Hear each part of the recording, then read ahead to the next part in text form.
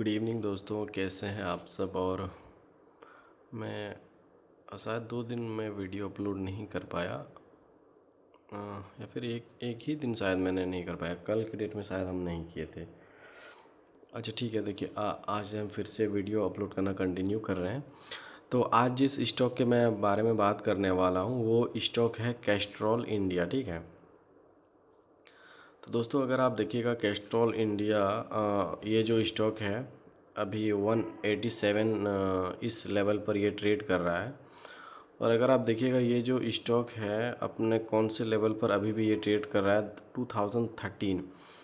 मतलब ये अगर मान के चलिए 2013 में यहाँ पे अगर किसी ने इन्वेस्टमेंट किया होता जून के महीने में, तो उसको आज तक कोई रिटर्न नहीं मिला होगा दोस्तों। ठीक है, 10 साल से ज़्यादा हो गया है। अगर वो मतलब कोई तो बना नहीं रहता है, लेकिन हो सकता है कि कोई अगर बना हो तो इस तरीके से, मतलब इसमें किसी तरह का कोई भी रिटर्न नहीं मिला है। ठीक है, लेकिन मुझे ये स्टॉक अच्छा लग रहा है और मुझे लगता है कि ये स्टॉक यहाँ से एक अच्छा खासा रिटर्न हमें दे सकता है। क्योंकि दोस्तों देखिए, भले ही अगले मतलब आने वाले समय में ईवी का मतलब बहुत ज़्यादा चलन होगा, लेकिन ऐसा कोई दिक्कत इन सब में नहीं है। क्योंकि ये जो कंपनी है कैस्ट्रॉल इंडिया, ये सिर्फ वो जो गाड़ी का जो ऑयल है वो मतलब नहीं बेचती है। ठीक है, ये ईवी मतलब गाड़ी के और जो पार्ट्स हैं उनमें और जो मतलब कुछ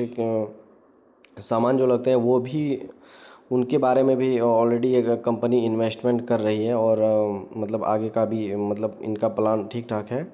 इस तरह का कोई हमें प्रॉब्लम इस कंपनी में दिख नहीं रहा है। हो सकता है ये स्टॉक थोड़ा सा स्लो डाउन ही चले, लेकिन चलेगा दोस्तों। ठीक है, क्योंकि इसका अभी टाइम ख़त्म नहीं हुआ है इन सब कंपनी का, और बढ़ने वाला है। ठीक है, तो हो सकता है कि मतलब कुछ समय आप देख रहे हैं 2013 से, यानी कि 10 साल से भी ज़्यादा हो गया, 10-12 साल।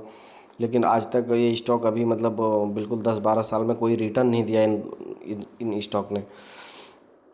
तो मतलब यहाँ पे मतलब कुछ गेम चेंजर इस स्टॉक्स में हो सकता है। क्योंकि अगर आप देखिएगा उससे मतलब 2000 अभी तो सिर्फ 2015 का ही हमें डेटा अवेलेबल रहेगा इसमें।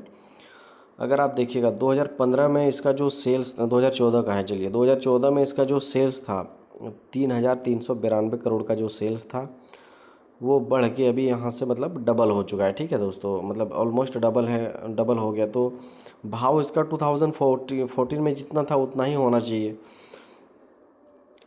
मतलब सॉरी, मतलब 2014 में मतलब जो प्राइस था वहाँ पे अगर आप देखिएगा तो मतलब 2014 में जो प्राइस इसका था, आप देखिएगा एक मिनट, 2014 में देखिए कितना था।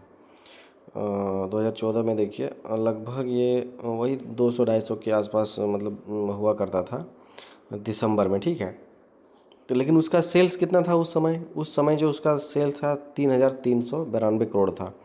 और उसका नेट प्रॉफिट कितना था, 475 करोड़। लेकिन अगर आप वहाँ से देखिएगा तो 2026 में अभी आप देखिए 6,219 करोड़ सेल्स, मतलब ऑलमोस्ट डबल हो गया। इसका जो नेट प्रॉफिट है वो 1,062 करोड़, इतना सेल्स इसका बढ़ गया है। अगर आप देखिए ऑपरेटिंग प्रॉफिट मार्जिन देखिए 21%। सबसे जो मतलब इम्पॉर्टेंट चीज़ है ना दोस्तों, वो है प्रॉफिट मार्जिन। अगर कोई कंपनी 10 से 15 साल में अपना, आप खुद सोचिए, जो मतलब 100 रुपये सेल्स करने के लिए उसको अगर 10 रुपये खर्चा करना पड़ता था, और अगर आज उसका सेल्स 1,000 हो गया है और आज भी उसका खर्चा सिर्फ मतलब 100 रुपये है, वो 10 से 10% ही है मतलब खर्चा। तो आप सोचिए इस कंपनी में मतलब किस तरह का अपने अपने कंपनी को मैनेज ये किया है। बिल्कुल अपने प्रोडक्ट में जान है, मतलब ये हम बोल सकते हैं कि प्रोडक्ट अभी भी इनका प्रोडक्ट का डिमांड है। अगर डिमांड नहीं होता तो इसका प्रॉफिट मार्जिन रहता ही नहीं दोस्तों। इसको मतलब कम कीमत में कम मार्जिन में इनको सामान बेचना पड़ता। ठीक है, लेकिन ऐसा कुछ भी इस कंपनी में नहीं हुआ है।